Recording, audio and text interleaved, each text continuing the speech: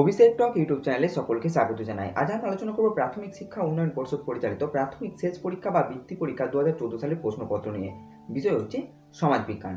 তো এই পরীক্ষার পূর্ণমান থাকবে 100 এবং সময় দেওয়া থাকবে 2 ঘন্টা 30 মিনিট।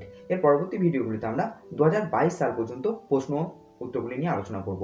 ঠিক আছে, তো আজকে প্রশ্নপত্রগুলি নিয়ে চলো আলোচনা শুরু করা যাক। দেখো, প্রথম প্রশ্নে আছে শূন্যস্থান পূরণ করো। খ্রিস্টানদের উপাসনা গৃহের নাম হলো গির্জা।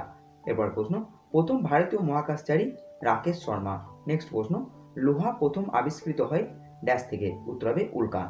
এরপর ভারতীয় সিংহ ড্যাশ অরণ্যে পাওয়া যায়, উত্তর হবে গির অরণ্যে। নেক্সট প্রশ্ন, রেল ইঞ্জিন তৈরি হয় ড্যাশ, উত্তর হবে চিত্তরঞ্জনে। নেক্সট প্রশ্ন, চাঁদ হলো পৃথিবী ড্যাশ, উত্তর হবে উপগ্রহ। 2 নম্বর প্রশ্ন আছে, দেখো টিকা লেখো যে কোনো দুটি। তো প্রথমে আছে লালন ফকির, উত্তর হবে লালন ফকির বাংলার এক মহান সাধক বাউল ছিলেন, যার কাছে আল্লাহ হরি রাম রহিমের আসন ছিল সমান। তিনি মানুষে মানুষে মিলনের বাণী প্রচার করেছিলেন। ধর্মের ভেদাভেদ তিনি মানতেন না। বহু গান তিনি বেঁধেছিলেন। খাঁচার ভিতর গানটি লালন ফকিরের। নেক্সট আছে সপ্তর্ষি মণ্ডল।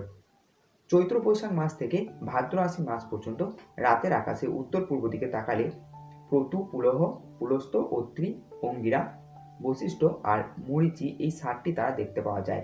এদের একত্রে নাম দেওয়া হয়েছে সপ্তর্ষি মণ্ডল।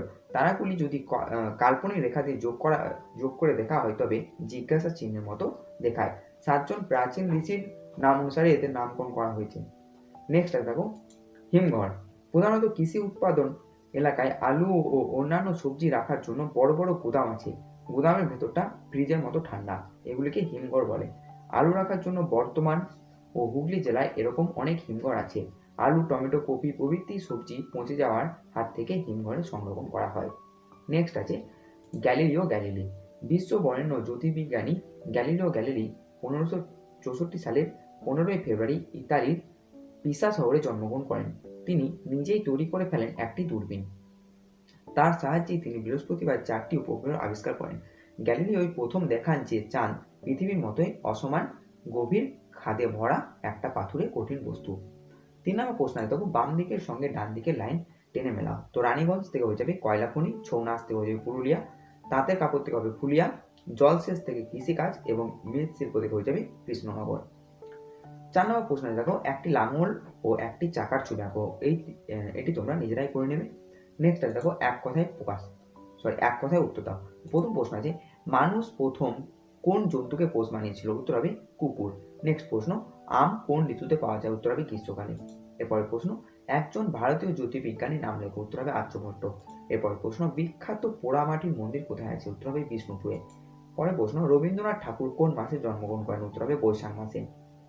নেক্সট প্রশ্ন, কোন গ্রহের পর্দায় আছে, উত্তর শনি। নেক্সট প্রশ্ন, চাঁদের গায়ে দাগগুলিকে কি বলে, উত্তর হবে কলঙ্ক। এরপরের প্রশ্ন, খোলা মাঠে সকালবেলায় তোমার ছায়া কোন দিকে পড়ে, উত্তর হবে পশ্চিম দিকে। এরপরের প্রশ্ন, সূর্যের সবচেয়ে কাছে গ্রহ কোনটি, উত্তর বুধ। নেক্সট প্রশ্ন, দেখো জলদাপাড়া অঞ্চলে একটি নদীর নাম লেখো, উত্তর হবে তোরসা বা হলং। 6 নম্বর প্রশ্ন আছে সঠিক উত্তরটি বেছে নিয়ে বাক্যটি লেখো। তামা ও ব্রোঞ্জ তৈরি গয়না, খেলনা ও মূর্তি হরপ্পায় পাওয়া গেছে। নেক্সট আছে দেখো মানুষের প্রথম কাজের ধাতু ছিল তামা। নেক্সট প্রশ্ন, পৌষ মেলা শান্তিনিকেতনে অনুষ্ঠিত হয়। এরপর সোলার কাজের শিল্পীদের মালাকার বলে। 7 নম্বর প্রশ্ন আছে দেখো সংক্ষেপে উত্তর দাও। প্রথম প্রশ্ন, আগেকার দিনে মানুষ কিভাবে পাথরকে ব্যবহার করত, বর্তমানে আমরা পাথরকে কিভাবে ব্যবহার করি, উত্তর হবে আগেকার দিনে মানুষ সরাসরি হাতিয়ার হিসেবে পাথরকে ব্যবহার করত। পাথর ছুঁড়ে হিংস্র পশুর সঙ্গে লড়াই করতে পাথরের ধারালো টুকরো দিয়ে মাংস থেকে চামড়া ছাড়াতে পাথরের তৈরি তীর বা বর্ষার ফলা শিকার করতে সাহায্য করত। আগুন জ্বালাতে চকমকি পাথর লাগতো। নানা রঙের সুন্দর পাথরের টুকরো দিয়ে পুরোনো দিনে মানুষ পাথরের তৈরি মালা ব্যবহার করত।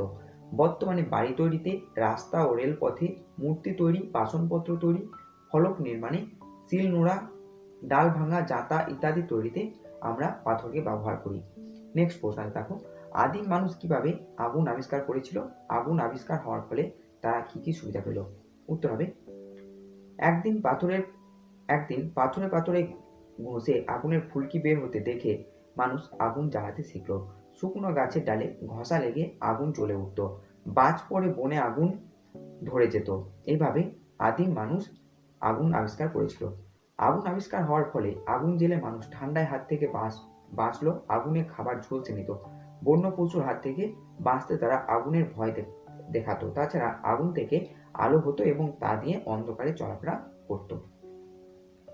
পরের প্রশ্ন আছে, দেখো, দিনের বিভিন্ন সময়ে বিভিন্ন দিকে মানুষের ছায়া পড়ে কেন? উত্তর হবে, দিনের বিভিন্ন সময়ে বিভিন্ন দিকে ছায়া পড়ার কারণ হলো সূর্য স্থির, পৃথিবী আহ্নিক গতির জন্য মনে হয় সূর্য প্রতিদিন পূর্ব দিকে ওঠে এবং পশ্চিম দিকে অস্ত যায়।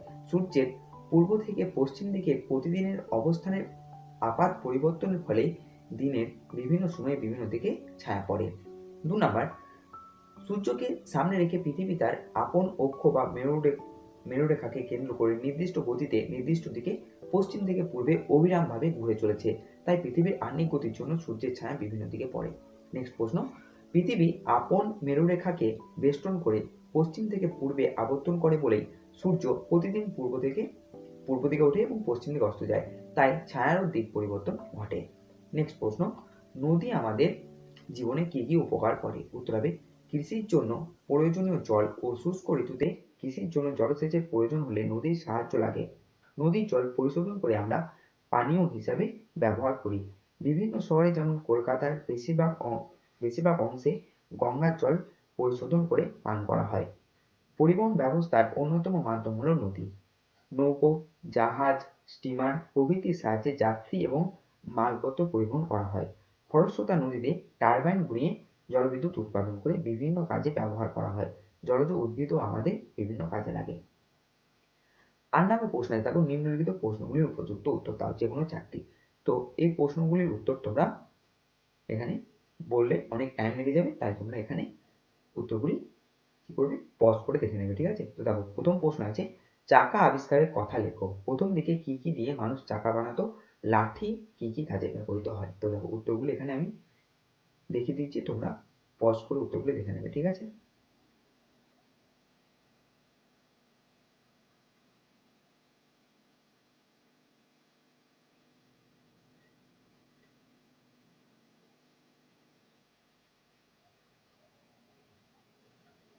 দেখো, এখন ক্ষয়ের প্রশ্ন আছে, সমাজ কিভাবে তৈরি হলো? পাহাড়ি অঞ্চলে মানুষ কিভাবে জীবিকা নির্বাহ করে? ভারতে কোথায় এখনো মায়েরা পরিবারের প্রধান?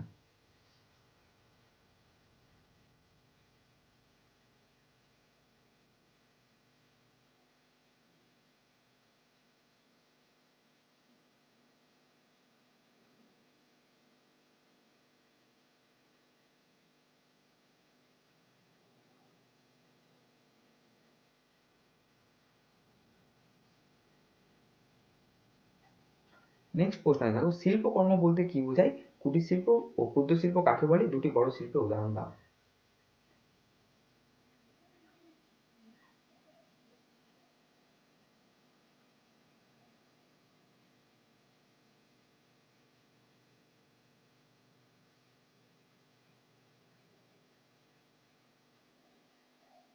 পরের প্রশ্ন, মানুষ কিভাবে চাষবাস শুরু করে? জলসেচ বলতে কি বোঝো? একটি দানা শস্য, একটি তন্তু ফসল ও একটি পানীয় ফসলের নাম লেখো। উত্তরগুলি এখানে দেখে নাও।